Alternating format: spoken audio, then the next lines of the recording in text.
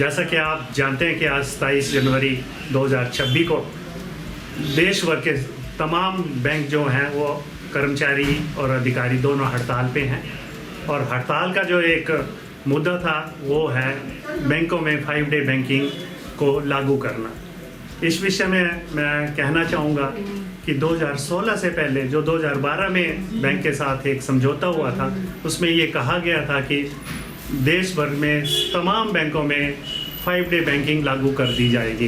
लेकिन 2016 में मात्र 2 महीने में 2 दिन, दूसरे शनिवार को और महीने के चौथे शनिवार को बैंक बंद रहते हैं। तब ये कहा गया था कि आने वाले समय में पूर्ण रूप से जितने भी शनिवार होंगे उसमें बैंक बंद रहेंगे। और जो यूनियन थी बैंक के, उन्होंने ग्राहकों की सुविधा को ध्यान में रखते हुए ये निर्णय लिया था कि ये बाद में इस समस्या पे बात करेंगे। लेकिन इतना अर्सा बीत जाने के बाद, 9 साल बीत जाने के बाद भी इस विषय में कोई भी महत्वपूर्ण जो है बात नहीं हो पाई है। अतः मजबूरी में बैंक की यूनियन को देश भर में अपनी मांग के समर्थन के लिए हड़ताल पे जाने का निर्णय लिया गया है। गत में अभी 23 जनवरी को भी मुंबई में बैंक के यूनियन के जो पदाधिकारी हैं उनके साथ बैंक मैनेजमेंट की बात हुई थी, लेकिन वो वार्तालाप असफल रही। और यूनियन वालों को आज ना चाहते हुए भी, क्योंकि आप जानते हैं कि हिमाचल में 4 दिन से बैंक बंद है, ग्राहकों को बहुत असुविधा हो रही है।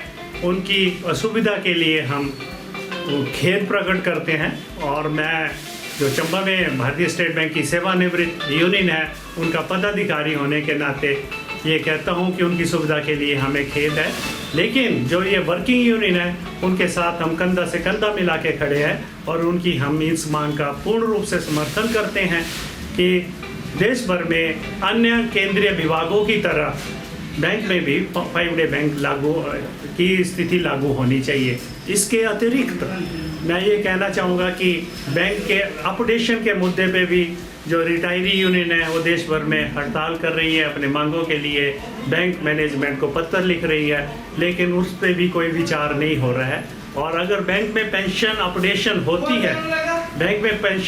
होती है तो हमें ना सरकार से कुछ भी नहीं लेना है। बैंक के पास इतना कॉर्पस है कि उसी में से बैंक के अपडेशन के मुद्दे को सॉल्व किया जा सकता है। अतः मेरे ये निवेदन रहेगा कि बैंक रिटायरी यूनियन की ओर से कि इस विषय में भी वो जल्द से जल्द जो बैंक के सेवानिवृत्त कर्मचारी अधिकारी हैं उनकी मांगों को ध्यान में रखते हुए, क्योंकि ये जो पैसा हमें मिलेगा वो बैंक के फंड में से मिलेगा। अतः सरकार से यह निवेदन रहेगा कि उसमें अपनी वो सहमति दे।